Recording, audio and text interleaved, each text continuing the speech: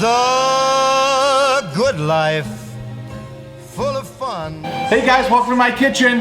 Another big day in Joe's kitchen. We're gonna cook some Italian steak. How's that sound? We're gonna make a flank steak today. And flank steak is a steak that's traditionally cooked. It's a great lean piece of meat throughout all of the world.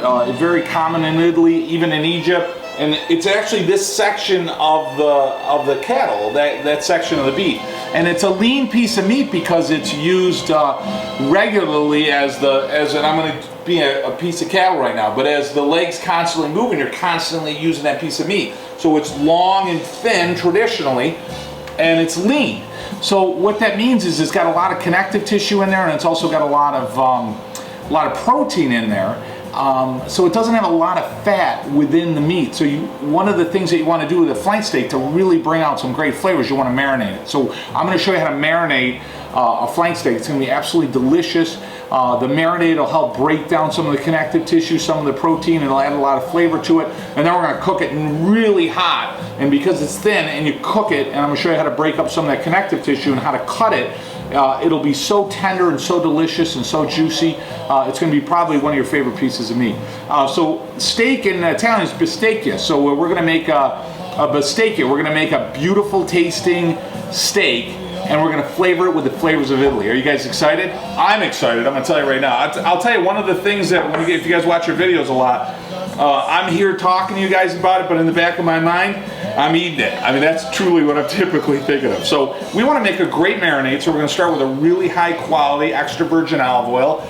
Don't know where I could get that. Oh my gosh, I could get that from the shores of Puglia, Italy. So if you guys haven't gone to our website yet, or you can get it right from our Facebook, or there's a link right on our YouTube, don't forget to grab our Puglia grown extra virgin Italian olive oil. Beautiful olive oil, and if you haven't had the real stuff, oh boy, I'll tell you, that is just absolutely delicious. So we've got right here about 2/3 of a cup of extra virgin Vito and Joe's olive oil, okay? And then what we've got here is 1/3 of a cup of good high quality balsamic vinegar. Now, what's the deal here? Traditionally, you want to do 1/3 part, if you will, of an acid, and that's what vinegar is going to bring. It's going to bring a delicious flavor along with the oil, and again, that's going to give you the perfect mix on your palate as far as flavor goes, and it's going to give it a nice mix in an effort to break down some of that connective tissue and enter within the meat. That's what you want to do. You want to create a mixture that allows it to get in the meat. All right, so that being said, we want to flavor it with onion. So I've got 1/3 of a golden onion that I chopped up for you. Ooh, that's got a little bit of bite to it, doesn't it? And then here's my favorite. I don't know about you guys, but oh, garlic. I'll tell you, that is good stuff. So we've got 1 large clove of garlic. And you guys know that you can do anything you want. So I'm giving you ingredients on how I do it. But if you guys want to add a little something else, go for it. You know, it doesn't matter. Here's our rosemary. We've got a beautiful fresh rosemary plant right there. I don't remember if it's rosemary or oregano that helps you with your memory. I still can't remember. It's got to be oregano. Okay, it's not a funny joke. And then here we go. We got a little thyme. So what I've got is 1 tablespoon of rosemary and 1 teaspoon of thyme. Wouldn't it be great if you could take thyme and do it that way? Of course, I'm talking about that kind of thyme. We're going to do some salt. We're going to do some pepper. We're going to mix it in a bowl.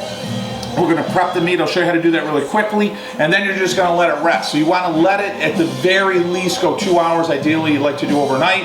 And then what you're going to do is you're going to bring it out. You're going to get something really hot. Woo! Essentially just over sear on both sides. It's going to be delicious. So this is probably one of our simplest little recipes here. We're going to take our olive oil. Watch this one, boy. This is not complicated at all. The goal is, here, let me try that just to make sure it's... Isn't that amazing, that fruit? You squeeze it, you crush it, goes right off a tree. All this beautiful balsamic vinegar, and comes right from Italy. Gorgeous. So there we go. We've got some thyme. We've got our oregano.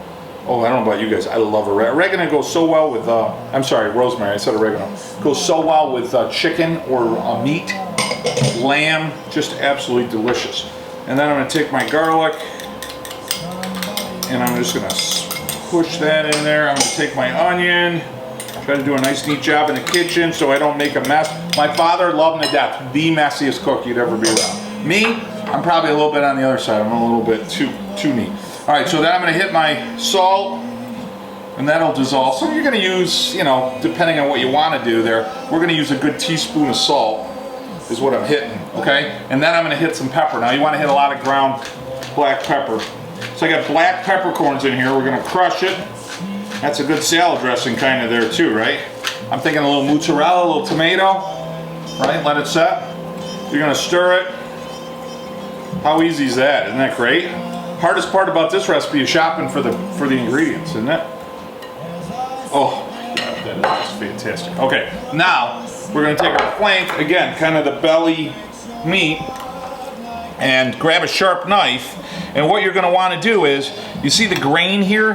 When you cut it, you always wanna cut it against the grain. If you cut it with the grain, it's gonna be stringy.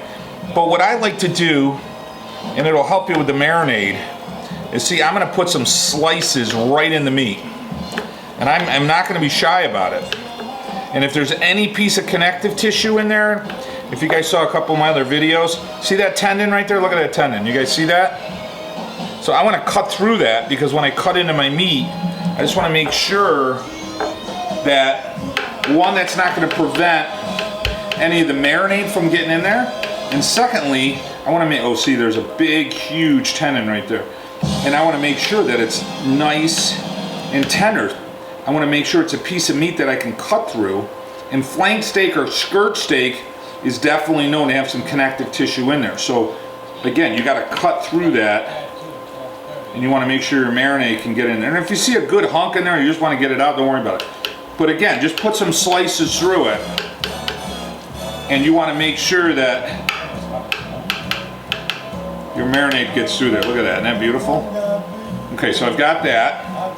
All right, guys, I've got all that prepped, all right? So I've cut through, I've cut some tendons, all right? I've got it all opened up, which is really nice. I've got my nice marinade. I'm gonna give it one last swirl, okay? And then what I'm gonna do, real simple, I like to just dump it on each side, okay? And then before I put the whole thing in there, I just wanna work it, make sure it gets in all those little cuts that I spent the time making as much as I can. If a little rosemary, if a little onion, a little garlic gets in there, that's even better.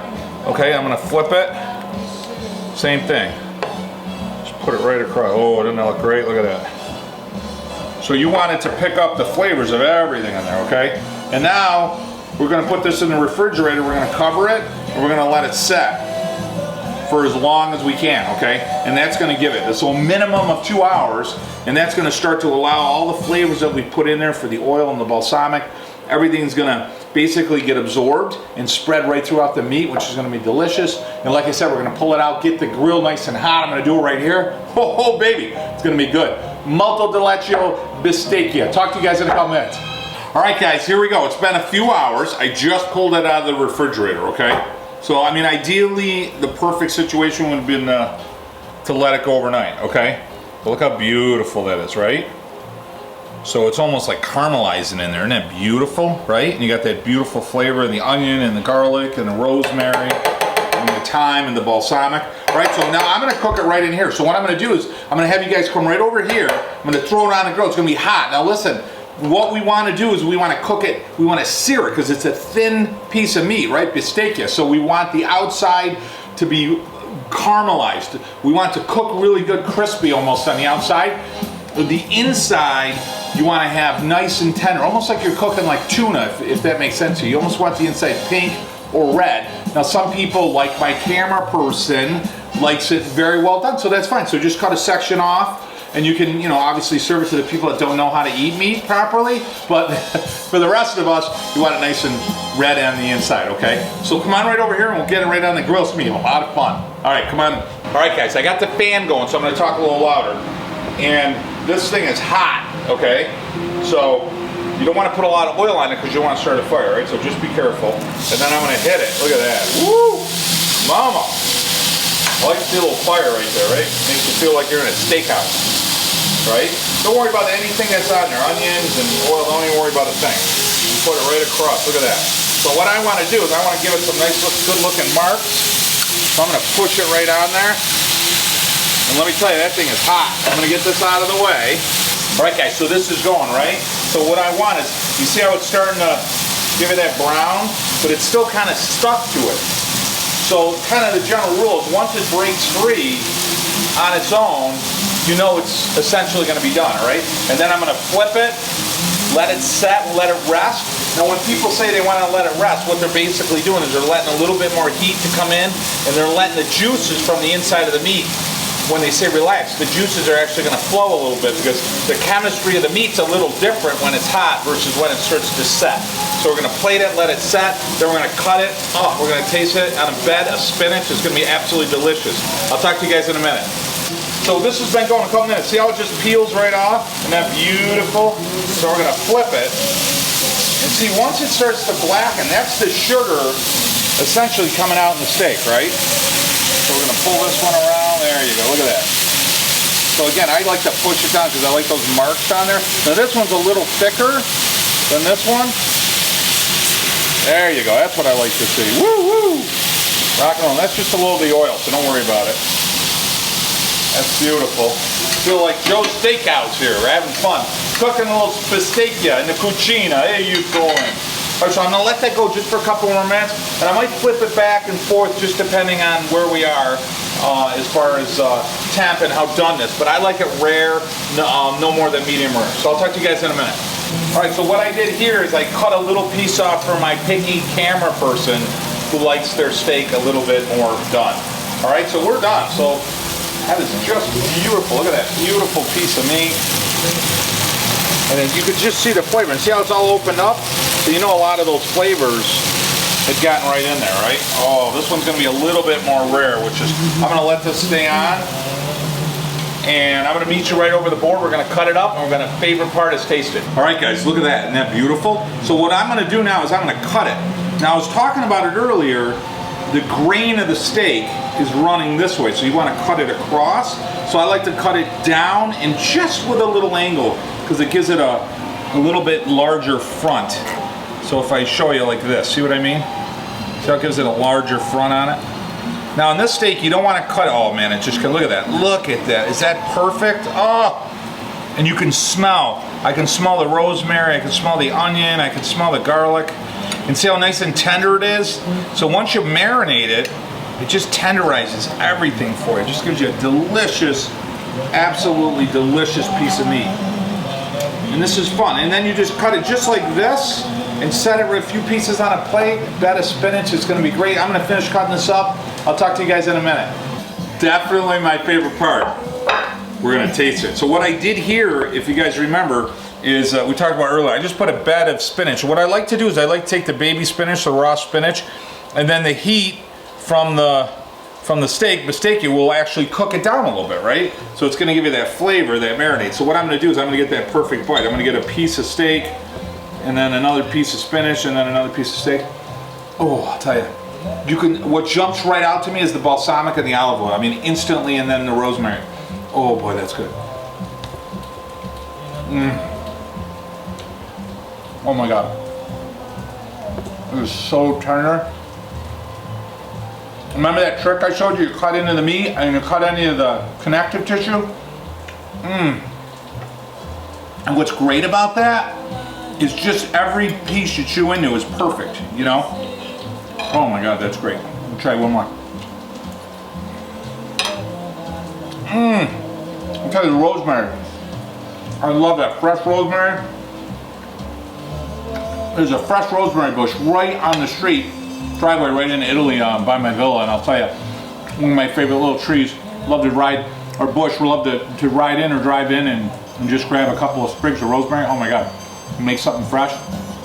That is, when you say molto delicioso, it means multiple delicious, very delicious, and that's exactly what that is. Guys, thanks for joining me, sharing some of my favorite recipes, certainly some of my traditions, sharing my heritage. Don't forget to check out your heritage. Certainly set some new traditions with your family. Have some fun in the kitchen. Enjoy some recipes. Have fun, get crazy. Until next week, bon appetit.